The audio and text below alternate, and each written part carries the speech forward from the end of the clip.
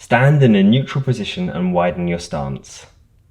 Place your hands on top of your hips with your thumbs at the back pointing to the floor. Keeping your heels on the floor, use an alternating knee unlocking motion that creates a smooth, continuous walking rhythm that pumps the pelvis and hips.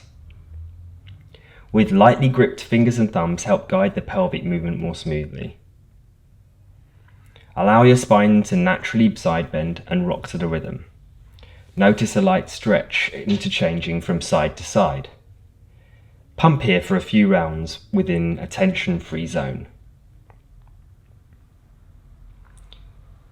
Now reach your arms up above your head with your elbows bent, forearms positioned vertically and palms facing forwards. Start alternately moving your arms up and down above your head within a medium range, pivoting from your shoulders and elbows along with the walking rhythm. Keep your forearms in line to the vertical plane. Within the cycle, your descending elbow moves closer to the straightening knee and rising hip on your same side. At the same time, your rising elbow moves up and away from the unlocking knee and dropping hip on your same side. This pumping action drives your spine to side bend and your ribs to open and close in an alternating fashion.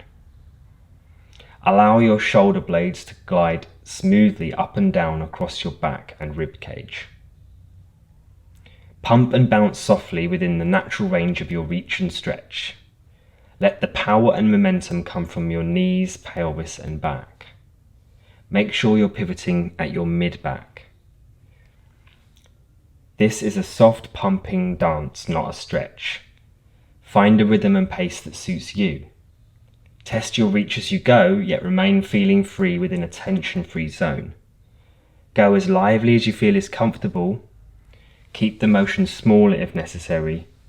Stay relaxed and loose, and consistently breathe lightly and through the nose.